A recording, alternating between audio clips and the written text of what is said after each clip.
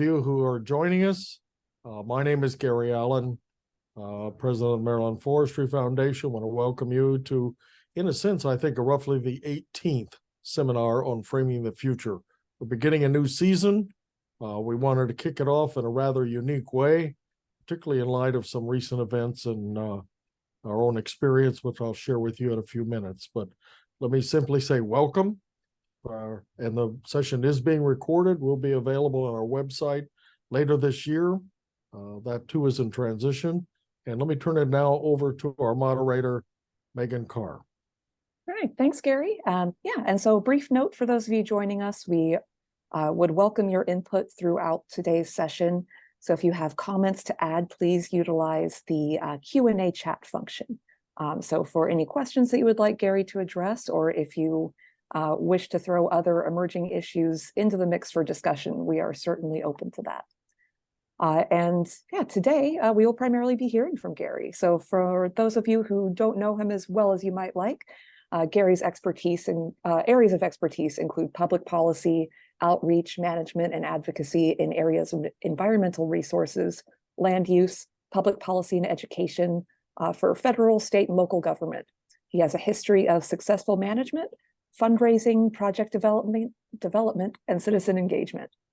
He has previously served as mayor and a council member in the city of Bowie, Maryland, and has been selected by local, regional, and state colleagues, including 6 governors, to serve on and lead groups in planning, promoting, and recommending public policy initiatives. Gary's also the author of 2 books, various policy papers, and numerous magazine and newspaper articles. He's served as president of the Maryland Forestry Foundation since 2009, where he's been working to support various policy initiatives and the development of new programs benefiting Maryland's forests and the people that rely on them. So excited to have a long chat with Gary today. Well, thank you very much, Megan, and welcome to all of you. I suspect this will be one of our slimmest in attendance, since it was one of our latest in announcements for the program. We got off the start a little bit late because I had COVID earlier this month, tested negative, and we've had the same impact on some of our other folks that we were going to schedule for a particular webinar this year. I will say that we're excited to look ahead at our webinar schedule, and I'll be talking a little bit about what some of the topics are that lie ahead in the future. But we wanted to talk about emerging issues. The foundation, as Megan has pointed out, has been deeply involved in public policy issues and advocacy for a long time, going back clear to the Schaefer administration. And in that context, we've seen a lot of changes in forestry policy over the years. We're going to be talking about some of the emerging issues that we see in the near future over the next several years in that area. So let me see if I can call up on my screen. Okay. And let's just see how we can do this, which is going to be even difficult for me because I have not done this in a long time. And we'll see how this works.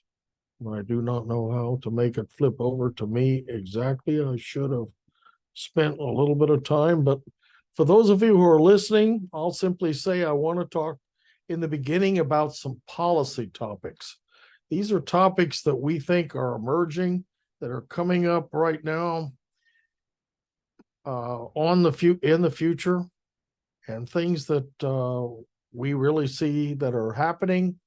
And if I can call up this thing, hold on just a minute. As soon as I get all these things moved out of the way so I can see it. Okay. Too many screens opening right now. I see that right now. Okay.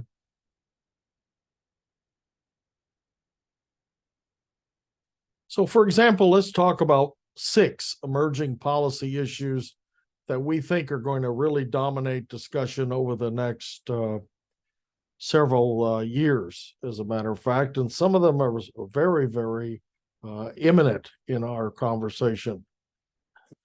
So for example, going back to the early 1990s, we in the Glendinning administration One of the emphasis that we had during that administration was an emphasis on old growth and wildlands. At that time, we passed a piece of legislation to protect 23 areas designated as wildlands in the Glendinning administration.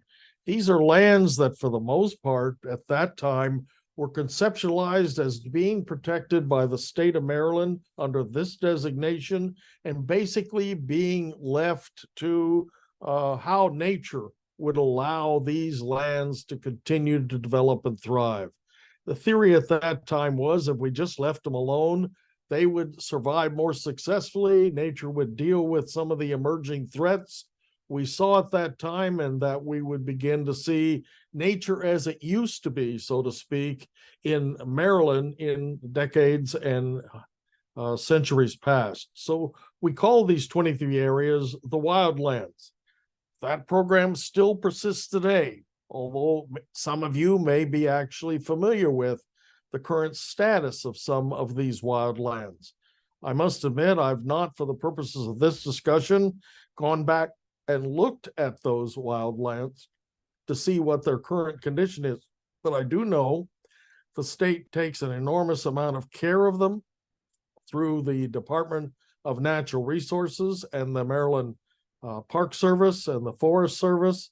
So we really take care and actually coordinate with local governments to help care for those things. The phrase back then, and that's what I really want to emphasize, was wildlands being uncared for, left to nature. But the truth is, we've begun to change our vocabulary over the last 30 years. So just about 3 years ago, we passed another piece of legislation, only this time we wanted to focus on old growth areas. The notion then was not merely to protect what was wild, but what was old, and to look at a definition in state law of what constituted old growth trees and try to work on how to protect that old growth that remained in Maryland. Now, most of you know there's very little old growth remaining in Maryland. As a matter of fact, over the last 300 or 400 years, since the designation of our state tree, as a matter of fact, is the white oak, almost all of Maryland land has been touched by significant human intervention in one form or another. And most of it was in a form of recovery after the Civil War because of the tremendous amount of movement of armies and people across the landscape during that particular period. But afterwards, a lot of those conditions began to change. And for the next 60 years or so, things were fairly stable in Maryland up until just after the Second World War, when growth began apace. And during the 50s, 60s, 70s, 80s, we began to see enormous impact on the forested landscape and the change in agricultural practices to protect a growing population. The net effect of that was that during that early period in the late 80s, early 90s, we were losing about 1,000 plus acres of forest cover every single month. The net effect is over 12 to 14,000 acres being lost every year, resulted in the Forest Conservation Act as an attempt to slow and mitigate forest loss in the face of the enormous development pressures here in Maryland. That evolution of thinking began to continue until about 20 years later, from the early 90s through 2013, our whole thinking began to change, and we began to redefine not the landscape in terms of protecting existing forest cover and trying to slow loss, to actually focusing on a goal adopted by the state, not a mandatory thing, but a goal of no net loss. And suddenly, as we began to look at this new goal and new conceptualization of forest policy, particularly how we were going to sustain it, and then we began to think about forest as an active tool in the addressing the changing climate's impacts on the landscape and Carbon sequestration, we'd always been thinking about forest cover in terms of its benefits to water quality for almost 50 years at this point under the Chesapeake Bay program. And so we'd stress forest buffers and their protection and expansion for water quality, but we hadn't really articulated in detail all the other ancillary benefits of forest cover that we now began to appreciate and value more specifically in terms of air quality planning and in terms of carbon sequestration. These emerging goals in the early 2000s led to the adoption of the no net loss goal. But having adopted a goal and looking back at the tools that were then available, such as the Forest Conservation Act, we wanted to reframe the issues a little bit and look at how those old tools could be upgraded. The net effect was just this past legislative session, for example, the Forest Conservation Act was changed and its basic requirements were adapted to help more specifically help us to address this goal of no net loss. We're now in the transition period of moving from no net loss to this new Forest Conservation Act and how that'll be implemented over, well, the latter part in 24 and 5. Those are the transition years before all the provisions of that law will come into effect. So some old development proposals, for example, will be grandfathered into that kind of thing. But it's also helped us identify what are still some remaining issues in this policy framework, which are kind of emerging. Remember, I talked about no net loss and then old growth.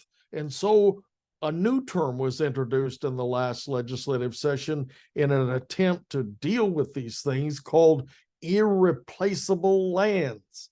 So now we have all these tools and 3 words in addition to the traditional conundrum we ran into with urban tree canopy and forest canopy. So in law, we have a variety of language to deal with forests and forest cover, how to define its value and benefits.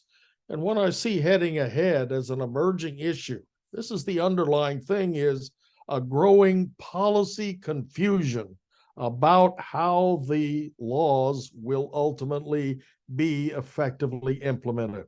So we're going to be looking at, I think, in the next couple years, how to sort this stuff out a little more effectively.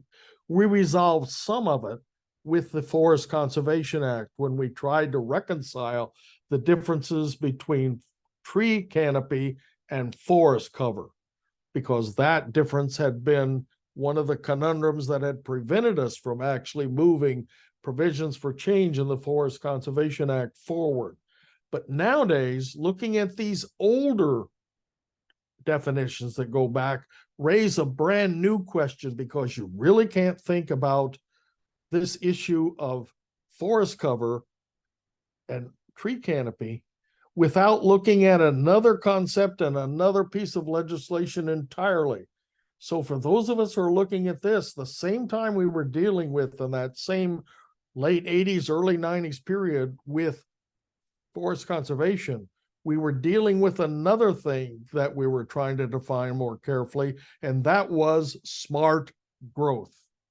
You see, these things overlap because remember, the Forest Conservation Act was an attempt to address one aspect of smart growth, the preservation of forest cover in the face of development pressures. And so we defined preferred growth areas where we wanted growth to be in the future. Each county in Maryland identified those areas. But what's happened, friends, is our thinking has changed. Our priorities have changed. And now, just like we saw with no net loss, we need to go back, and the emerging issue here is a redefinition of what's smart in growth. And the emerging issue is likely to be not only forest cover, because now we're going to look more at the preservation of green spaces within growth areas, an area where there are almost daily fights across the landscape in every county in Maryland as advocates work to preserve the green islands and how to connect them up in the areas where we want to see growth occur, because that's where we preserve some of those ecological service benefits. I'll give you an example of just the heart of this argument, which is available to many of you today. If you look in the Baltimore-Washington corridor, you'll see that the largest green hub in Maryland is centered around almost 100,000 acres of publicly managed land for, I think it is Fort Meade, the Patuxent Wildlife Research Refuge, the Beltsville Agricultural Research Station, NASA headquarters, the University of Maryland campus, green belts, green space, green preservation areas, the Secret Service areas, which is their planning and training ground right there of almost 1,000 acres. My point is, there's a huge green hub, which is right in the middle of a designated smart growth area. And so while some look at those areas as undeveloped, not really have attained their highest level of economic use, others look at it and say, oh my God, that's the heart of green infrastructure. That's the green lungs of the region. How are we going to protect that in the future from, and most of those lands, to be honest with you, with some exceptions, have not been touched in almost 100 years. That'll come as a shock to some of you that nothing's occurred on some of these areas in terms of substantial change in its overall use and designation and protection for nearly a century. And yet the development community sees this as a potential future heart of connecting up these two major urban areas where over 90% of our population will live in the future. And both of these areas are rapidly growing. Washington, D.C., as you know, is a magnet for growth in our area, as is Baltimore. Well, it's obvious what's going to happen is the transportation infrastructure already exists to connect these, and new proposals are being made constantly for rail, auto, and frankly, even maglev connections for up and down the East Coast to come through this corridor. Well, every one of those proposals, from the Beltway to maglev to the Baltimore-Washington Parkway and its expansion, are simply an encroachment on that green space that others look at and want to protect. It's the major argument we're having in this area almost daily with a dozen different counties and regional organizations. All of that can only be addressed if we really go back and rethink and examine what smart growth is all about and how it impacts forest cover for the preservation of those ecological service benefits for our urban population. But all of it then goes back to these definitions of wildlands and old growth and irreplaceable lands, words that some want to apply to these spaces throughout the state. But these are the kinds of emerging issues we're going to be seeing more and more of as we talk about the future of forestry in Maryland. Because there's another thing coming up here too, as a matter of fact. And I just want to talk to you about how the foundation is interacting with some of this stuff and how we're trying to prepare people not only to think about these things in a policy sense, but also for the kind of workforce that we want to see in a long-term development. So for the past 70 years, hard to believe, 70 years, we have been sponsoring a natural resources careers camp over in Western Maryland. Each year throughout that period, we've invited high school students in to kind of take a look at what the natural resources careers of the future are likely to be. These days, one of the most successful parts of that program is the participation by more than a dozen universities in a university night at that camp to come in and talk about their programs in this area.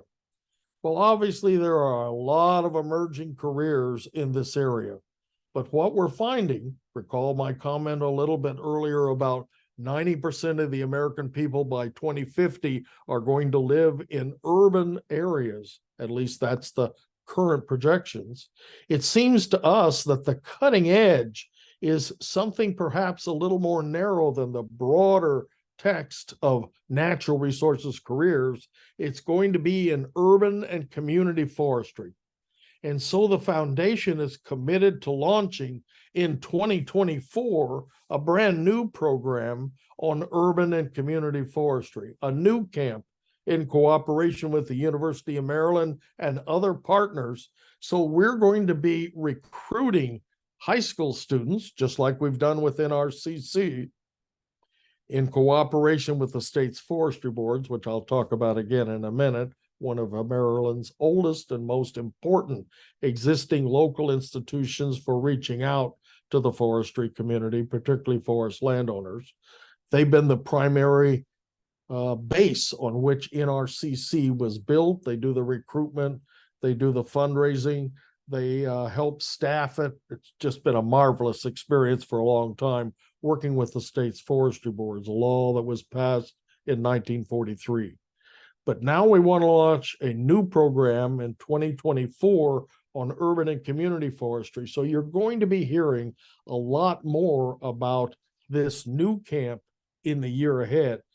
And I will say that the new program in urban and community forestry we'll be talking about, and probably the subject of a future webinar or even more than one, is going to be on a 3-year pilot. The first year is a 1-year camp to demonstrate, in a sense, the efficacy of the idea. That is to show that we can put together a program, we can coordinate it, we can staff it, we can actually work collaboratively to help do this kind of thing on the campus of the University of Maryland, because this kind of thing has never been pulled off before with all of this particular set of partners. But we anticipate that that will go successfully. Obviously, I'm extremely optimistic, and I have a great deal of confidence in the people that are working on that at the university and in the foundation and out in the field. We want to expand that program in 2025 to 2 weeks and in 26 to 2 weeks. So that 3-year pilot will go from a 1-year program in 2024 to a 2-week, I want to say that correctly, 2-week program in 25 and 26. The good news is the Maryland Department of Natural Resources, one of our key partners in the launch of this program, has committed to support the funding of this work and help launch the effort in 2024. So you're going to be hearing a lot more about this as a new workforce development program. And remember, all of these workforce issues in natural resources careers and urban and community forestry are designed to help us address some of these emerging changes we see on the landscape, because we think it's going to call for a more educated and perhaps and hopefully better paid group of future employees in the whole area of forestry in the future. In the past, our employees have come merely out of the tree care industry without a substantial background in academics and the threats to forestry and how to deal with things more than how to trim and cut trees. What we'd like is someone that understands urban forest ecology, some of the new emerging threats and how to manage for them. And so we're going to be encouraging local governments to be the principal source of support for the new urban and community forestry camp. We'll be working with, for example, the Sustainable Maryland program. Many of you may be familiar with the green teams that exist in over 80 communities across Maryland.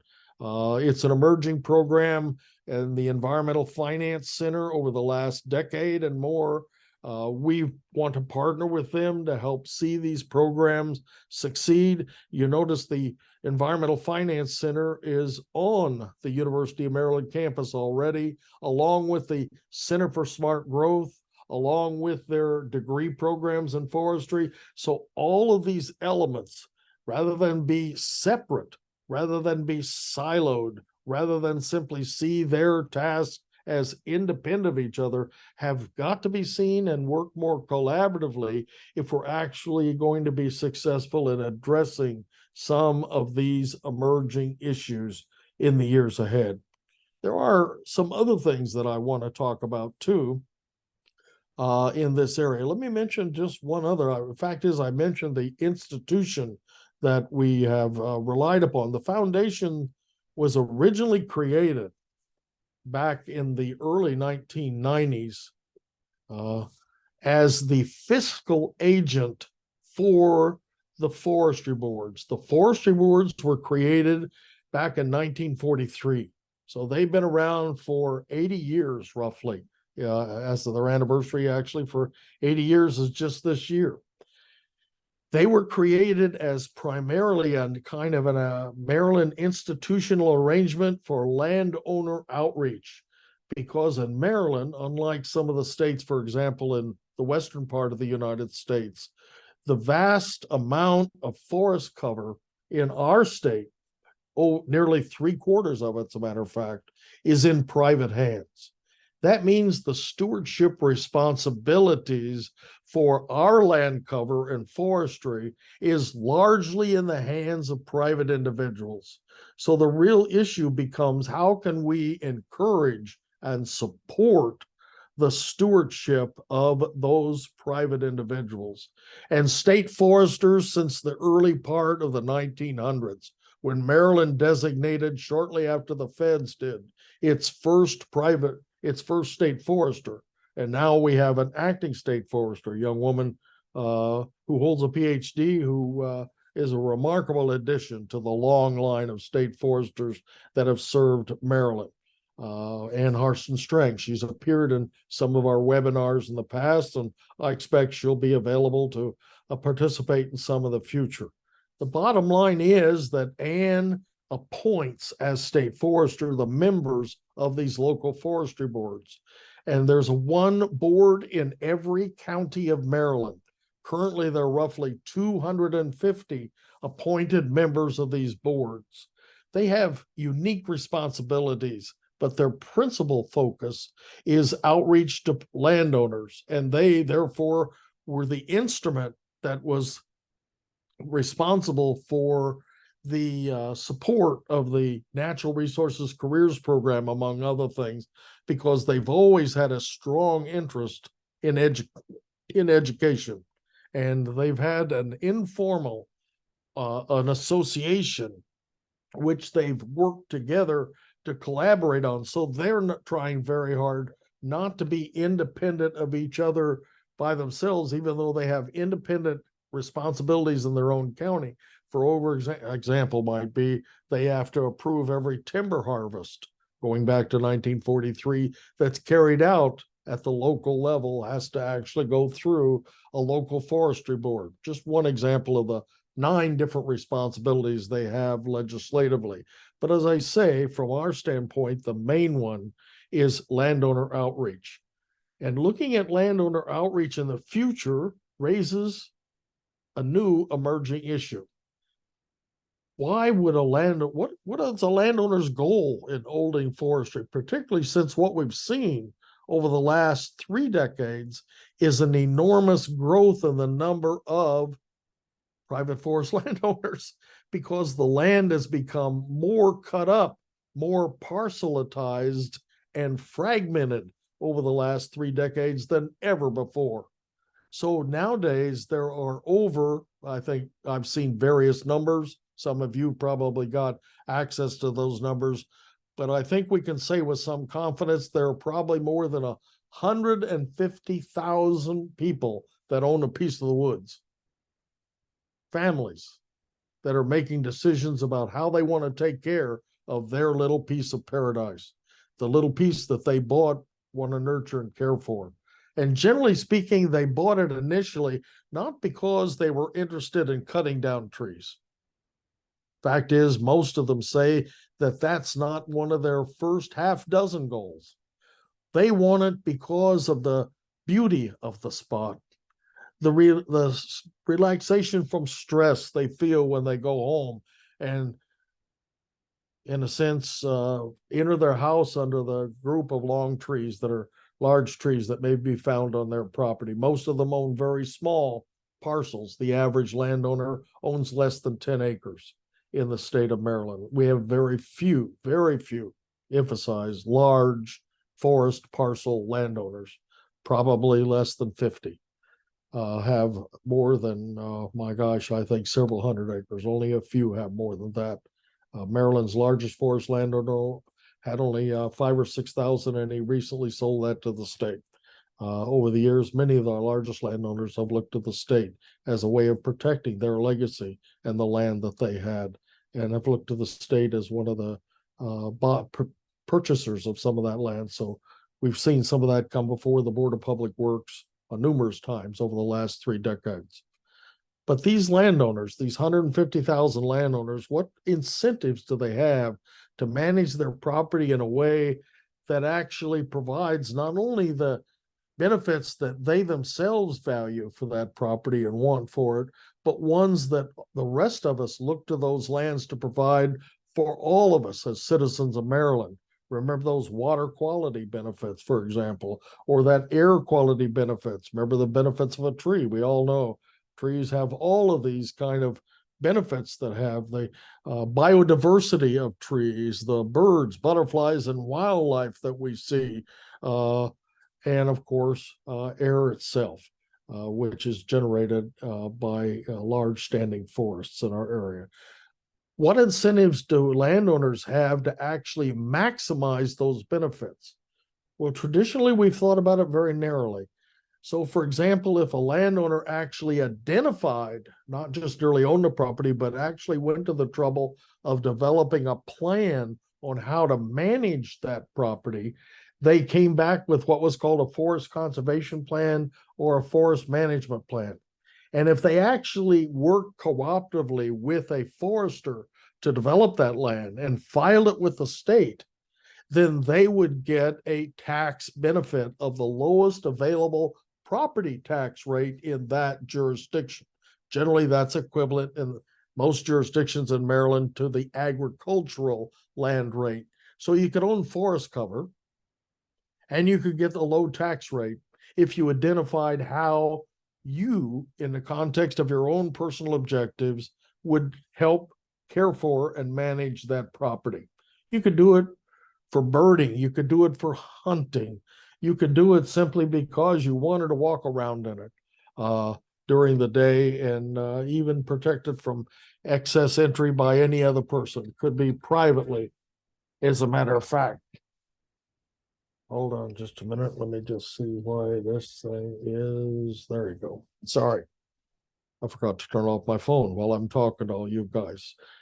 What we're looking at now is, as an emerging issue, is some additional incentives so that the state's private forest landowners will maximize their stewardship in order to benefit these ecological services. So what we're really saying is, in addition to your objectives, there's a public interest in the land that you own, particularly if you manage it in light of the consequences of climate change for carbon sequestration, if you manage it for biodiversity, if you manage it for recreation, if you manage it for water quality in an intentional way, if you actually try to maximize the benefit and maturity and protect it from threats for air quality. Those things can be articulated, defined, and you can subscribe to those things. But if we want those benefits from your management, then we ought to look at some additional incentives to achieve it beyond those that are presently available simply with that tax benefit of owning the land and having your own plan. So if we can align these objectives between your management and these benefits of ecological services and protection and expansion, the real question becomes, how can we bring these together and align them more effectively? So the foundation has begun to look essentially initially at how the present range of about 8 different current incentive programs for the protection and expansion of forest cover in Maryland, are they aligned to help promote these benefits? And what we have found in our research over the past 2 years is that, well, they're kind of like this. They're in separate silos. Sometimes they come together, but that's kind of accidental and frequently not very intentional. So the question is, if we were, as a policymaker, more intentional about aligning these benefits, then what kind of legislation would result in order to consolidate and collaborate among the existing programs, and what are the gaps, the areas between them that maybe we've overlooked that prevent them from working effectively together? We saw a lot of these issues emerge in our discussions about the Forest Conservation Act. And I'll just give you a crazy notion from my own experience, is that a lot of times we've previously zoned properties in a certain way, and the zoning and therefore the plans for its future development, we act like that's in perpetuity. We act like once having made a decision, it's the decision for all time. And yet we've recognized in our discussions that no decision made 10 years ago or even 5 years ago sometimes ought to be re-examined in light of changed environmental and social conditions, particularly things in light of things like things we never thought of before, like the disparate impact of some of the negatives in development that occur with declining air quality, declining water quality, lack of biodiversity, of the other kinds of things we're talking about. So disparate impact becomes a new criteria for looking at old decisions. And so we want to go back and re-examine some of those old decisions. It also impacts this whole notion of smart growth and its redefinition in light of, well, we wanted some growth there. Maybe growth might be beneficial economically there, but what about these disparate impacts? What about environmental justice? What about the new ideas we're looking at that maybe all growth isn't equally beneficial for everyone? And we want to go back and relook at those kinds of things. So the net effect in these emerging issues is, how do the present incentives line up? What are the gaps? What's the new ideas that ought to affect our thinking? And perhaps here's an area where we ought to be looking again at changing our mind, as individuals have already changed their minds, but changing it broadly so that the agencies involved in the implementation have a new set of criteria by which to administer these laws. Because the old ideas of what was acceptable has changed. The old ideas of what was good has changed, because our new ideas of benefits and how they impact a more diverse population has changed. And we want to come back and begin to talk about those ideas. Well, those are some of the most important emerging issues that we see here at the foundation. I want to mention just 2 or 3 other things that are coming, because we're going to be talking a lot in the future about some other crazy ideas. I'll just give you an off the top of my head idea that we've been thinking, because the real question becomes over and over and over again is how to pay for this stuff. And there isn't an easy answer to that. Let me tell you about one of the things we're exploring more recently. In our conversations with the Maryland Department of Transportation, just about a year or so ago, they began to augment the funding of the Maryland Urban and Community Forestry Advisory Committee and make grants available in conjunction with the Maryland Tremendous program for those tree projects that impact transportation choices in a local area. So if they have a transportation impact, MDOT decided to make some funds available for local governments to actually mitigate those effects in a more intentional kind of way than they had in the past. So they made, through MUCFC, Maryland Urban and Community Forestry Committee, an additional $100,000 available to do that kind of thing. And in the context of that, they also began to think more broadly. Well, in the past, we've had tax checkoffs for people who wanted to contribute to these efforts. Suppose we added a kind of a tax checkoff to this, and lo and behold, they did. Just as a kind of a broader thinking on their part with the new administration. Shock, it surprised everybody. In less than 6 months, enough people thought that was such a wonderful idea that more than $50,000 has been collected. And we expect some of that to be made available for some of these programs in the future. But in the meantime, it's raised another question in my mind and in that of other advocates on some of these issues. We've long had a license plate in benefit of the Chesapeake Bay. Those funds go to the Chesapeake Trust Fund. Wonderful organization, does wonderful work, very closely tied into the new 5 million urban tree program. But back in '88, just shortly after the trust fund was created, the agricultural community looked at that and said, what about protecting ag lands? What about protecting and giving people the opportunity to learn more about the benefits of agriculture across the state? So they created the ag plate. So we have one on the bay and we have one on agriculture. Those funds go to the Agricultural Education Foundation. Well, it kind of obvious that if we have one for water and we have one for ag, the last remaining big land cover in Maryland is forestry. Maybe we ought to have one that allows people, as we've seen they are interested in most recently, to actually buy a plate that helps support the new 5 million tree program and the benefits of trees in addressing climate change in the state. One that actually helps support the outreach work of the Maryland Forestry Foundation. Remember, we have each of these are foundations that we're working on to help do a kind of forestry education program. We had launched a forestry education fund just last year in legislation. Its initial funding is next year, but we think that a license plate to continue its support, because right now its support is limited in time and resources, which allows Marylanders essentially to support this work independently of legislative appropriations. I like that idea because then you don't have to go back and hand in glove and supplication ask for more money every year, because in a sense, citizens are voting for the support of things they like themselves.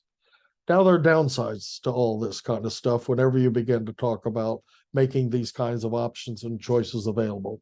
But what I expect to see is a growing conversation about these and other issues on how to pay for some of these changes, particularly in light of the enormous financial fluctuations that occur almost every year in our discussion about finance here in the state of Maryland.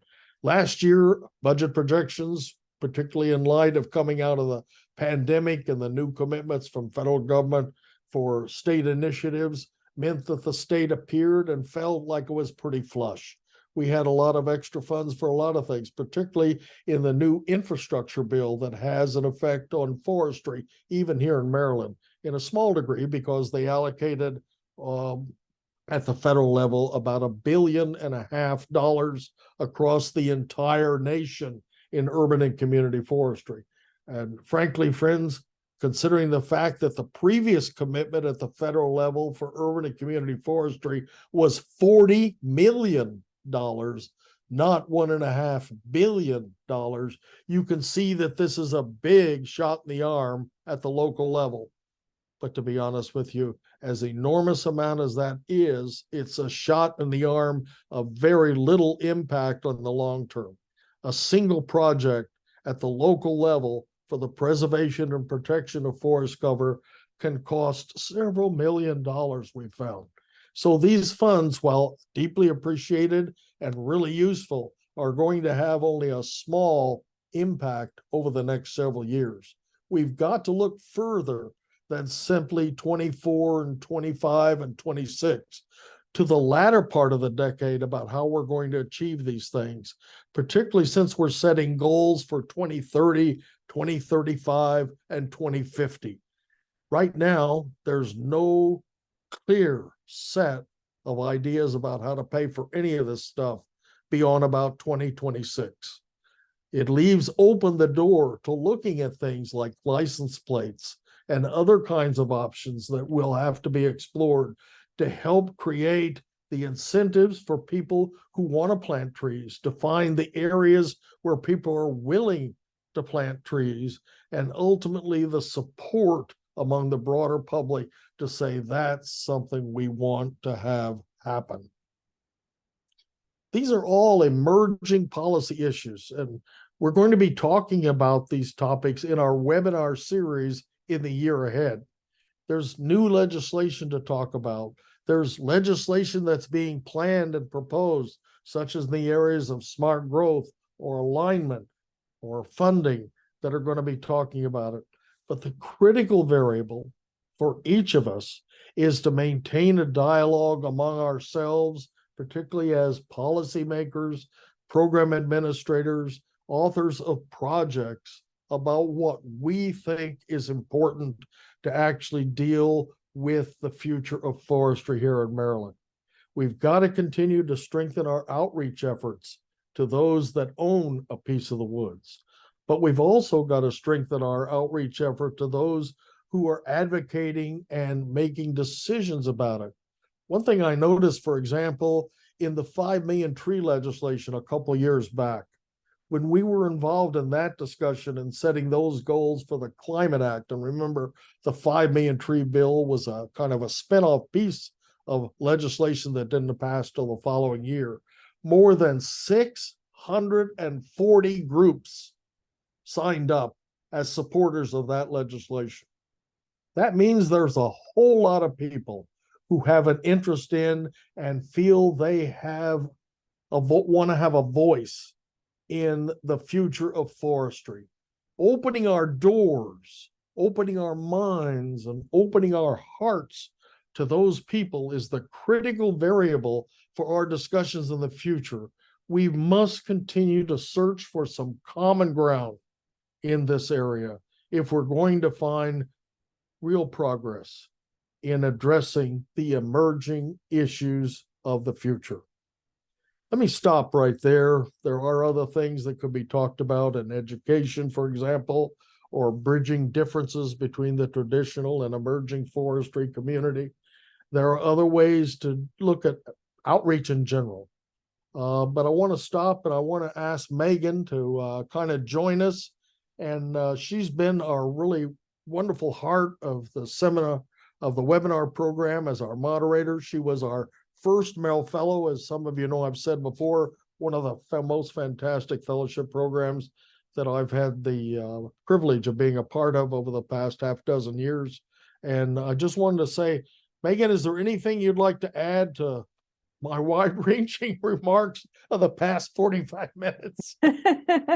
Well, just want to, I don't know, express, I think, for a lot of folks, how important it is for us as a forestry community to have somebody like yourself who has all of this kind of going on in your brain, because I think that you have it organized in such a way that it really does show the interconnectedness of all of these issues, but also just so critical that we have this great work going on and represented in Maryland. So just always a pleasure to work with you. And so I think, we've got so many things, that we've kind of touched on. To give folks a very brief summary of some of the, emerging future topics that have come out of both all of the things that you've sort of touched on, but also, other discussions that you and I have had or things that have come across our radars. So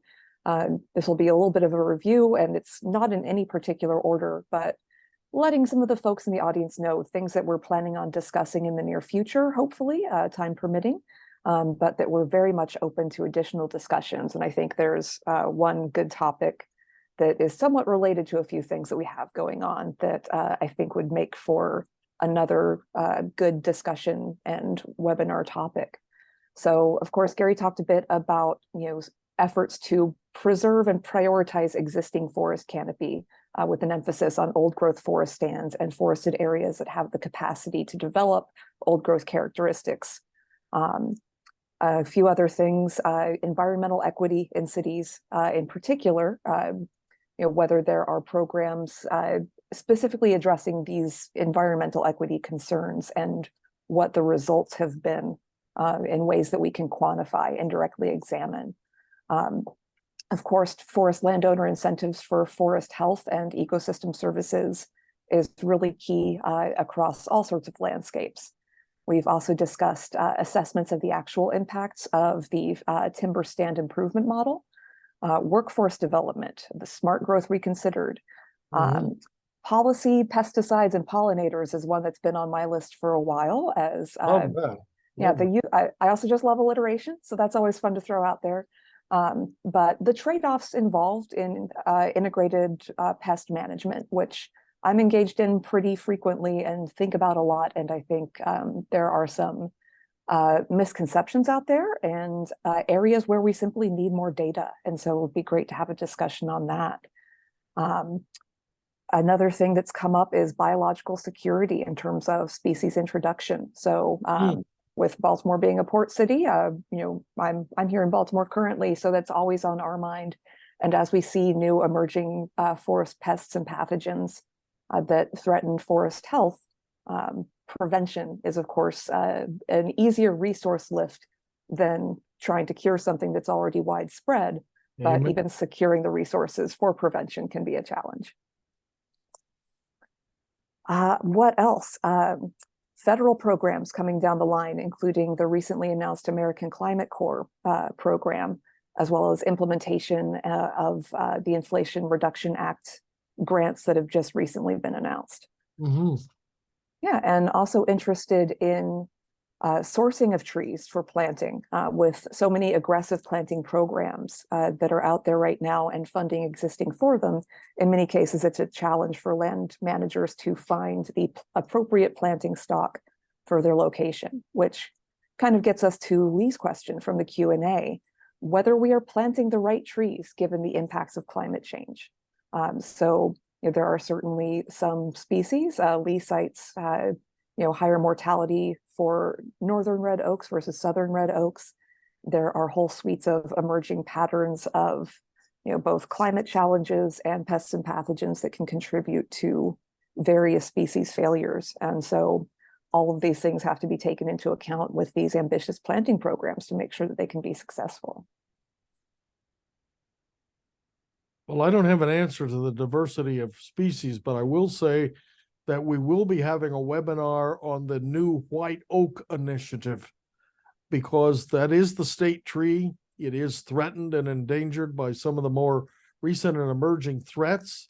And the truth of it is there's a large interest in helping to protect and expand the white oak in the landscape. And so we're going to be talking about what the program is all about, what kind of support it has, how it's working.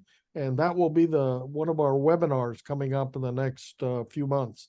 It's a new initiative, and it's widely shared across the whole eastern coast, even going back to as far as Indiana and Kentucky. It probably won't come as a surprise to some of our listeners to recognize that white oak is used in the production of barrels for whiskey. And so there's a broad interest in the commercial community to help protect and see the growth of these trees. So whenever the state's interest in biodiversity coincides with the commercial interests in this area of a particular industry willing to help and support and pay for these initiatives, you're going to see a lot more attention paid to them. And that's one of the reasons why there's a new white oak initiative. We'll be talking about how these interests have come together and what the impact is likely to be on the landscape and what the opportunities are for some of our program people to actually participate in some of these things, perhaps in their local jurisdiction. Yeah, we may actually need to develop an oak series. So here in Baltimore, we're participating in a research study that looks at a north-south gradient. We're on the southern end of the cities being studied. It's in collaboration with the folks at the U.S. Forest Service Northern Research Field Station. So we do have some test plots already implemented, looking at survival of white oak and chestnut oak. So got multiple species in the mix. But yeah, I think that would be a fun one to discuss, even though we will not have really strong results for a few more years. But we're excited at getting it off the ground and at having all of this coming for us in the future. Well, trees take a long time to grow and programs take a long time to mature. So I think that's just a part of being a part of the forestry community. You can't look for immediate results. Almost every initiative I've mentioned in legislation, as you know, just like, for example, the Forest Conservation Act, we testified continuously for 7 years just in the upgrades of that kind of stuff. And frankly, we've been looking at, for example, setting an urban tree canopy goal for the Washington metropolitan area in consultation with the Council of Governments since 2007. And I'd hope to see it mature this year, but looks like we've kicked the can again forward. So all I can say is that, friends, stick with us, because this stuff needs your support, needs your advocacy. It isn't going to work. So we hope that you'll tune in again for these webinars, but more important in just coming to join us is contributing ideas and topics and potential future panelists, because we really see this discussion among you and the larger community of the forestry here in Maryland as a way of helping address some of these emerging issues, trying to create some consensus around what's important, and ultimately create some more coherent advocacy to help make sure Maryland, as it has for the last 50 years, remains one of the most innovative states in forestry policy in the nation.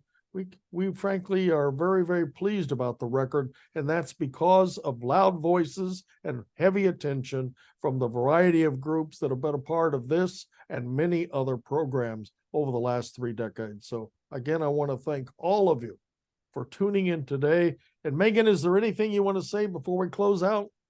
I guess my final point, I wanted to highlight a comment from Carol Barth in the Q&A section.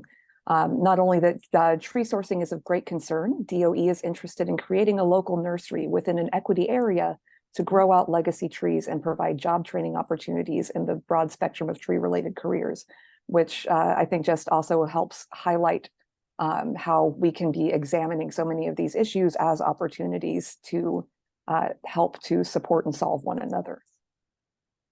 Fantastic. I really like that idea, and I'm really pleased to hear about that initiative. That's quite complementary to everything we've been talking about today about growth, diversity, smart and disparate impact, and all the things. Seems to me she's brought a lot of it together all in one idea, which is really wonderful. Friends, I want to thank you very much for tuning in and joining us today in this kind of special edition of Framing the Future. We'll probably return to our latest agenda, and I will tell you the topic we're going to be talking about next month, because we've been talking a lot about how to manage forests for specific ecological service benefits. And one of the ones that's come up for attention most commonly is birds. And we're going to be talking about how to manage your property, how to incentivize management for preservation of wildlife, but specifically we're going to be talking about birds in that one, and we'll have the Audubon Society and some other people who are really keen on this and well informed about it, about some of the initiatives that are going on both here in Maryland and in surrounding states. So again, I want to thank you for coming. Maryland, Megan, is there anything you want to add before we close it out? All good from me. Thank you. Thank you very much, Megan. And Megan will join us again next month as our moderator. And frankly, I want to retreat to my role as simply the host of this program. Thank you very much for joining us today, and stay safe and tune in again on the third Thursday of each month at 1 o'clock for framing the future in Maryland's forestry issues. Thank you very much. Take care, my friends.